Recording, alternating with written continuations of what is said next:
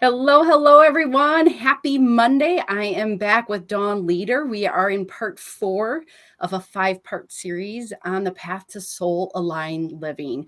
We are in high vibrational conversation with you, sharing our paths to soul aligned living that we went through in 2021, that probably started a couple of years earlier for both of us, bringing you a lot of tips, a lot of strategy, a lot of lessons learned on our path. We are trusting that this is in service to you. So first of all, Dawn, welcome to the conversation. Thank you, Kelly. Also, before we begin, can you just introduce us again to who you are and who you serve? Sure. I'm Dawn Leader, and I recently left the corporate world. I was a senior VP and chief operations officer for 18 years at one specific company. Prior to that, long history in the corporate world.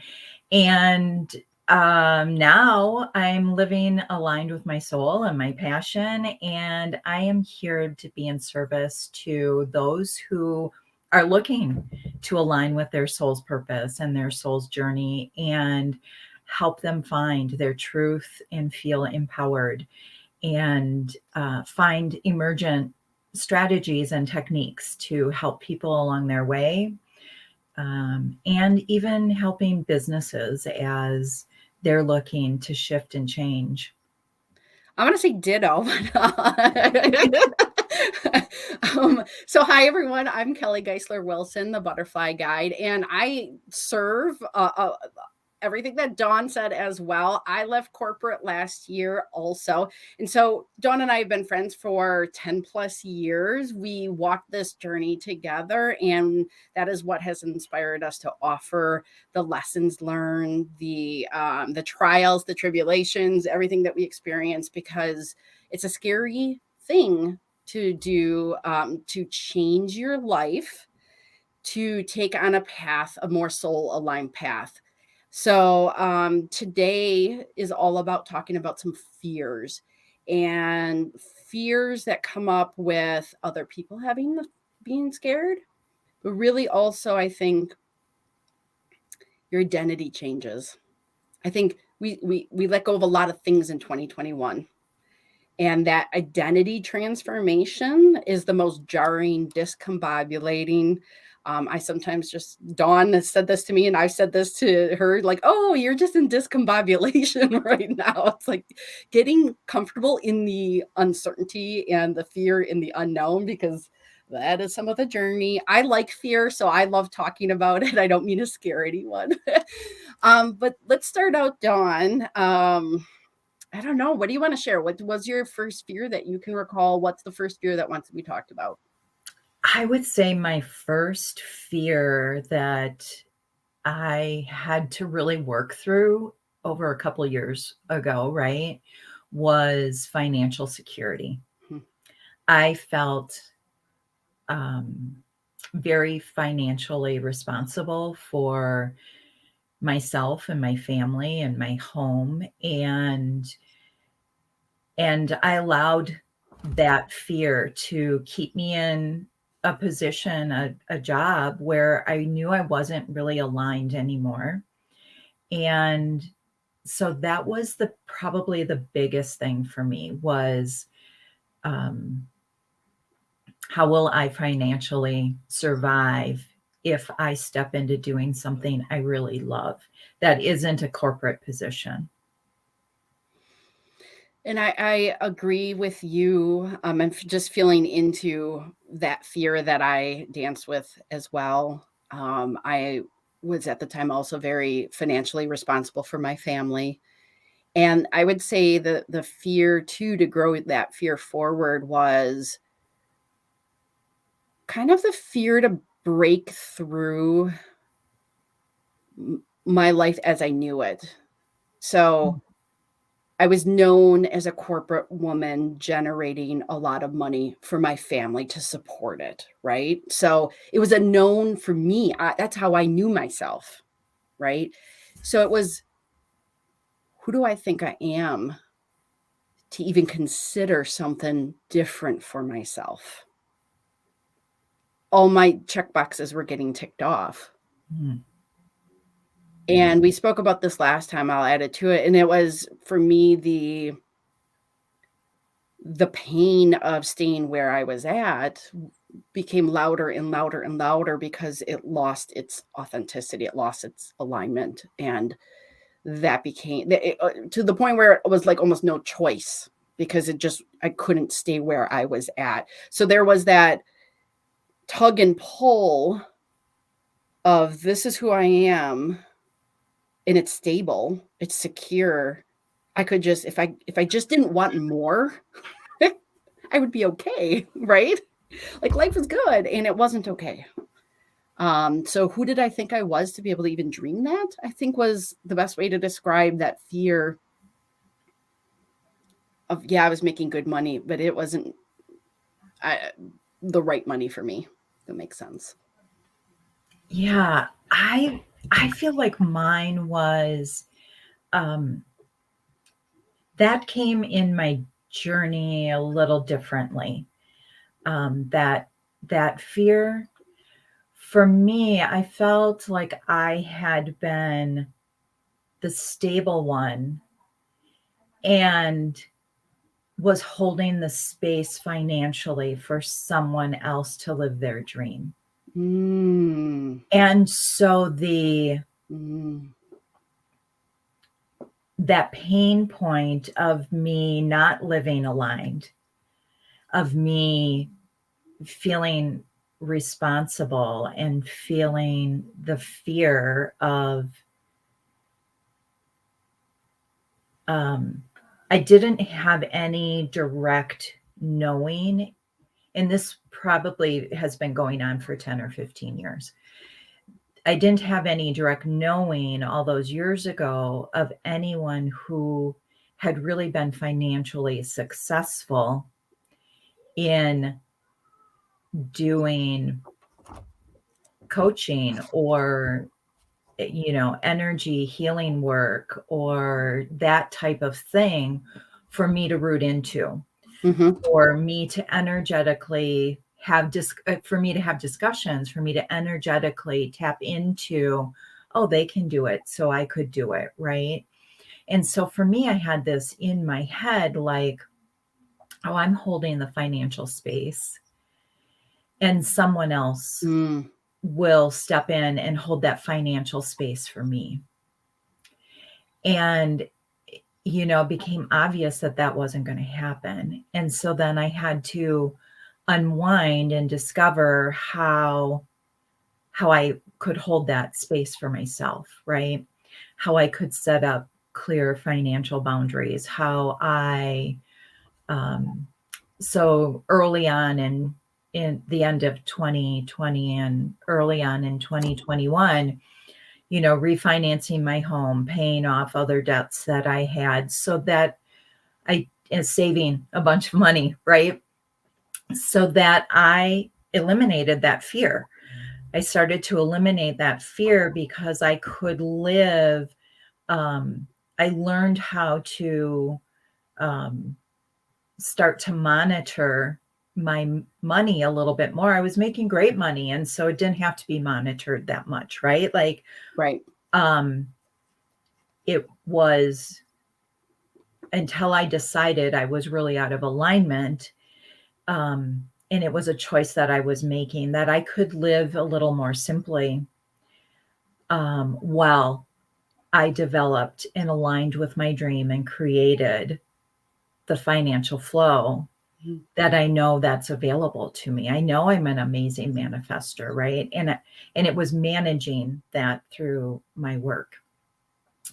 And so that was really a big challenge for me, and a lot of conscious choices and efforts, to little steps, right? You talk about that, and I talk about that, where it was little steps to move me into alignment, where that fear was not so big anymore.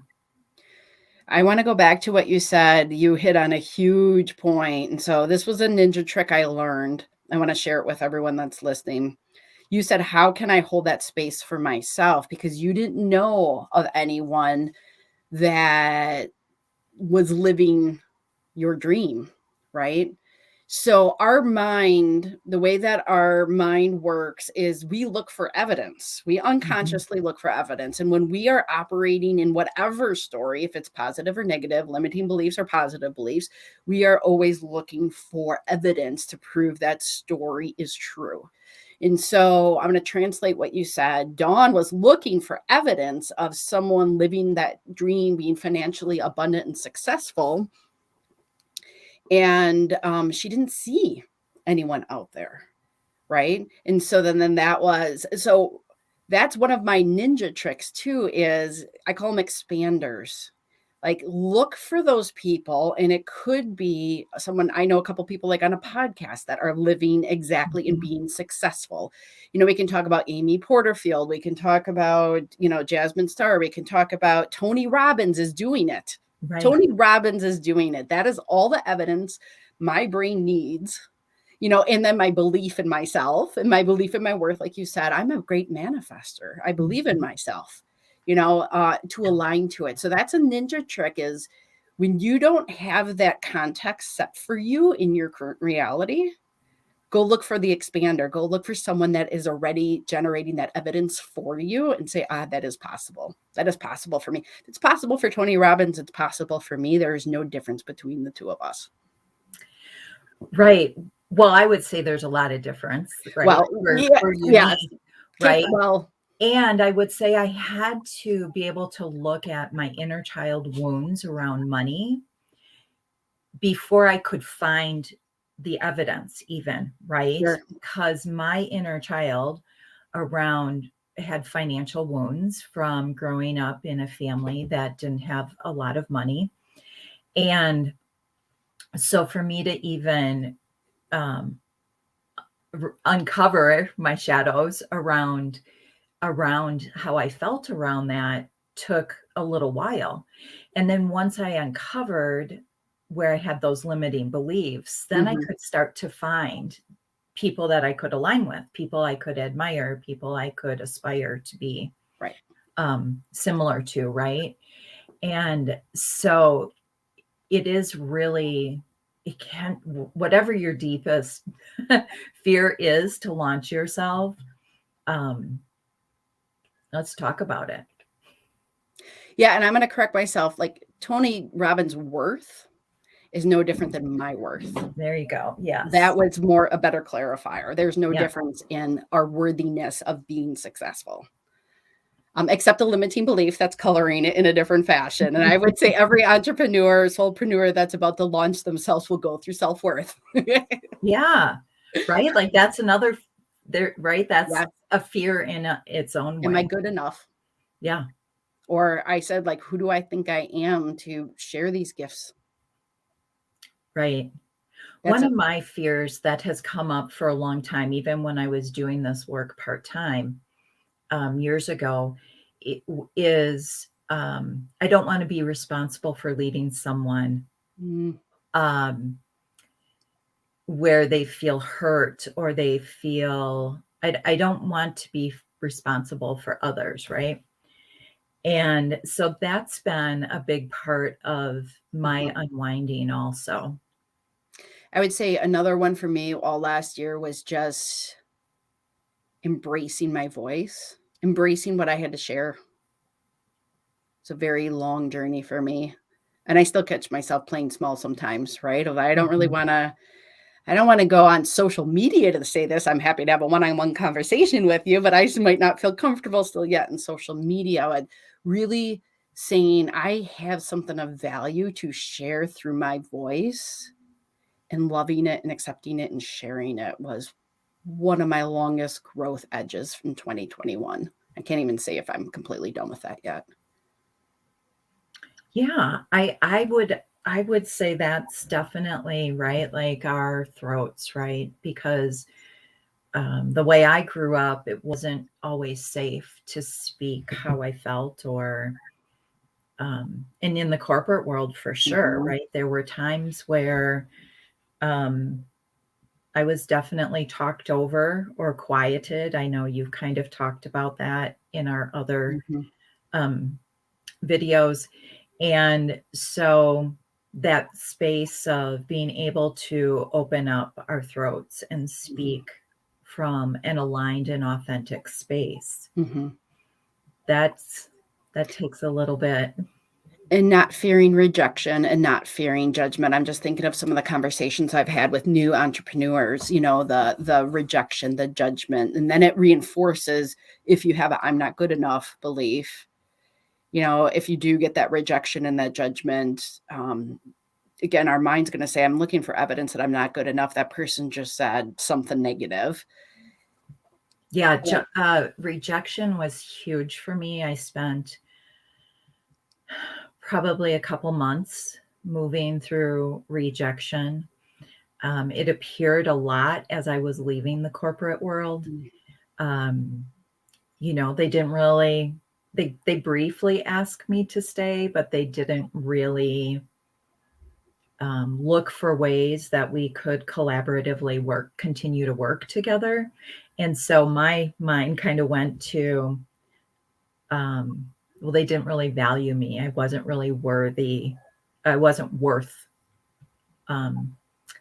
enough to them to kind of hold on to, right? So that, and my heart had a huge wound around rejection. That wasn't even really my wound, right? As I started to dig into it, it was a epigenetic wound that traveled through my DNA and really limited me because of a perceived idea of rejection, rather than aligning with the truth, which is everyone gets to have their own alignment, right? And if you don't match and you don't align, then it's not really rejection. It's each person aligning to their own ideal, their own truth, their own expectations. So I have a couple ideas floating around in my head. So what tool, if you could share, what helped you in transforming? Let's just offer one tool each to start to transforming some of those fears. So the thing that I've really been successful with this year is bringing awareness to my inner child wounds. And then really nurturing that inner child, giving the space for that inner child to be witnessed and loved, whatever the wound was, right? If the wound was, I'm not being loved the way I want to be loved, showering that inner child right now from adult me, all that love. And really giving space to witness the depth of the pain, and then recognizing how what pattern was created from that, and then right now choosing if that pattern still was how I wanted to live my life, right? So usually the pattern was somehow to protect myself, right? Somehow to keep myself safe. And I really went from a idea of I have to fix myself to the idea of self-compassion and self-love and self-witnessing. So you took like every word out of my mouth. So I'm trying to think of like, what can I offer? Because I was going to offer something similar to that. So I'm going to offer this of even being okay with recognizing the fear. So the first step to change is awareness, like even understanding that you are what story you're operating in. And that will give you a lot of insight into, oh, I'm operating in a I'm not good enough space or rejection space. So I'm not taking the next step in my business, or I don't even think I'm good enough to change jobs or change careers because I don't feel I'm good enough because I don't have a degree or I don't have a certification or whatever that is that's driving that belief. So generating awareness is the number one. I'm just adding on to what you offered because I agree and love everything that you offer. What story am I operating in? And really recognizing that fear, that story is, I'm just keeps wanting to come up. It's not evidence that there's something wrong with you. Like if you're on a journey and you hit a fear, don't make it as evidence of I'm not meant to be on this journey and let it stop you and derail you. It is no, there's something within me that's coming to the light. The shadow is coming to the light, and I have the opportunity now to work with it and to deepen into it and see what message it has for me. So, like you had said, it's likely trying to keep you safe, or it's trying, and a version of that is so protecting. And it's also when you grow outside of your comfort zone. So, taking the leap, leaving our corporate jobs, corporate careers of 20, 30 plus years, we changed our identity of we were no longer women that had generated a regular income that supported our, I had direct deposit. I don't know about you, like money just showed up in my bank. And so things shifted, and you stepping into the unknown can generate a lot of fear. So even saying to yourself, that fear doesn't mean I'm meant to stop. That fear means I'm growing. So being careful of what meaning you're making of that fear that's coming at you. It's not evidence to you're doing something wrong. It's, oh, I have something to work on. I didn't know, a lot of times I didn't know I had that, and let's tune into it. I'm going to share one more thing. I shared this, I think probably week 1. I couldn't make a decision about an opportunity last year until I slowed down and got really, really quiet and made space for it, my inner child. I'm like, what's going on? And she was so scared. She did not want that experience that was being presented to me. And so then I asked her, then I got close to why didn't you want that experience? And I knew why. And it was just like, okay, I heard you. And then comforting and bringing that resourcefulness from the older, wiser part of you to her. Like, we won't do that again. And here's why we won't do it again, because we are more older and resourceful, etc. So that's just wanted to be offered as well. Anything else you want to add to tools for fears that might have popped in for you? I feel like if fear is there, it's layers. There's usually layers to uncover around fear. And so, like you said, it's not evidence that you're not worthy, right? It's not evidence to stop your business. It's that you are in deep alignment, right? It is that you are deeply aligning. And so the deeper you're aligning, you need to rise up, right? You need to awaken those fears inside of you. Yes. So that you can continue rising up. Otherwise, we would have stayed where we were. We stayed where we were because we weren't rising up necessarily.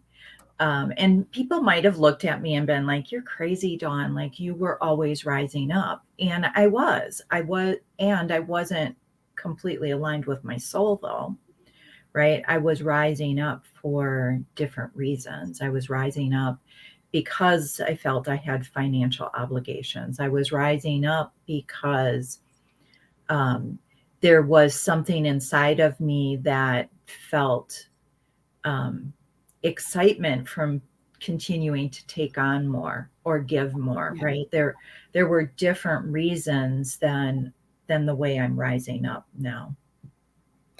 I love the words that you're using. And I was in a conversation yesterday with a client, and she had said to me, why am I having all these struggles?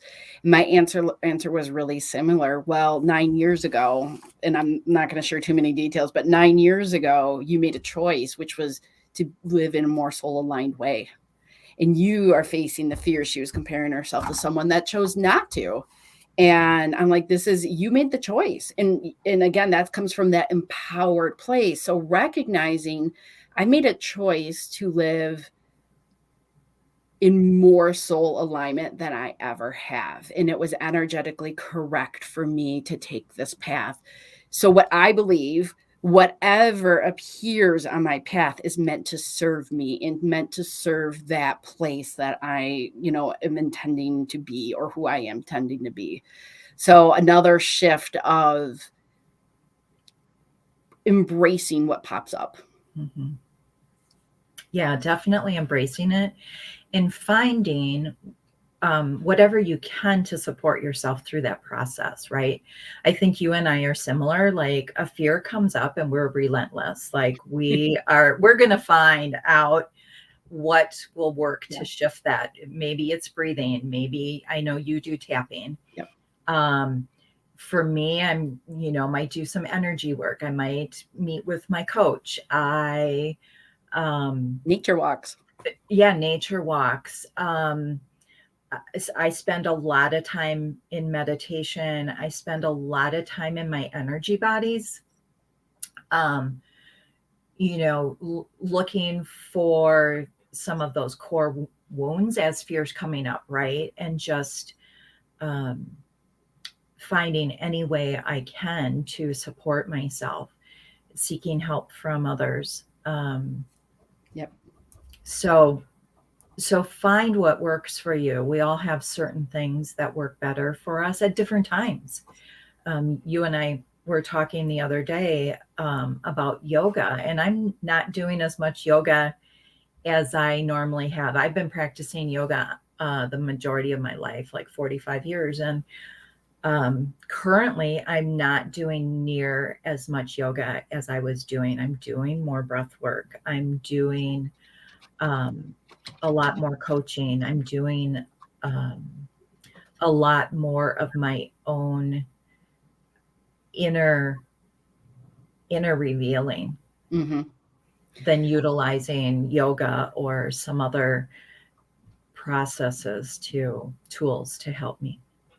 When I remember when I first went all into launching my own company, someone said to me, "This will be your greatest spiritual journey."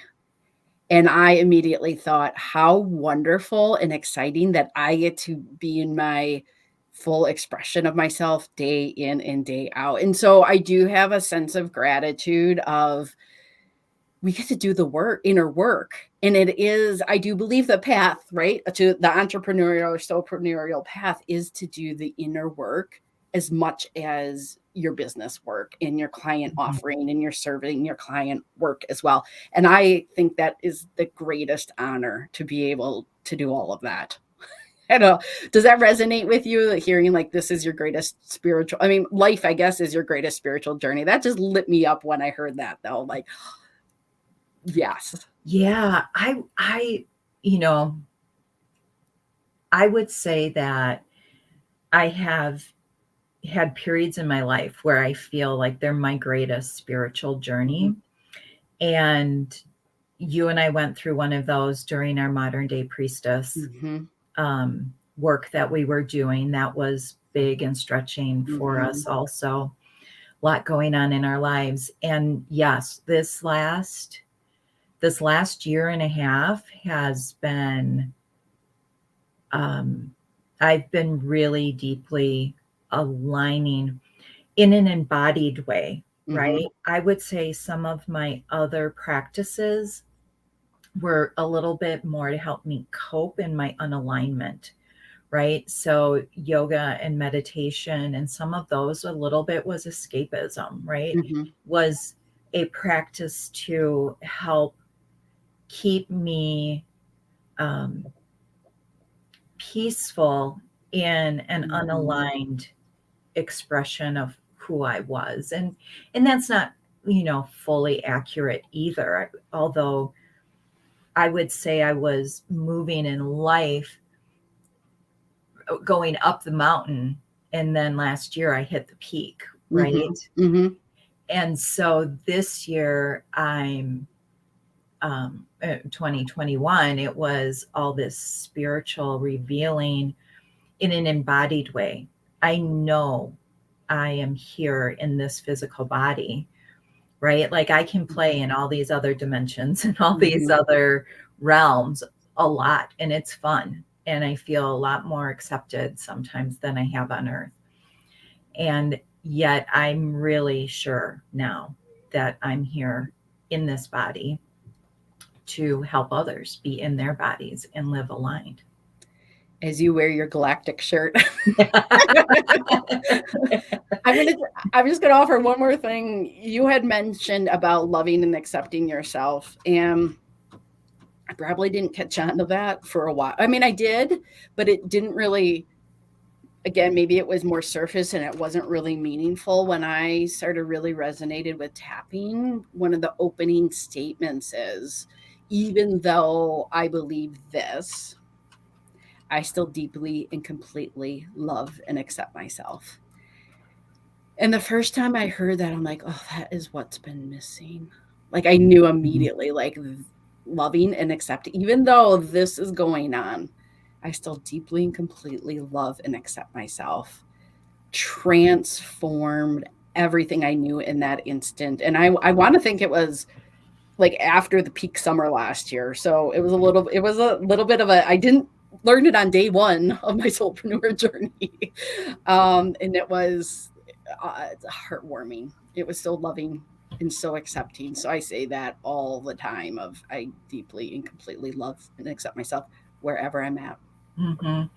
Yeah, it was, gosh, I was 10 days in tears when I was really guided to be as compassionate and kind to myself as I was to others.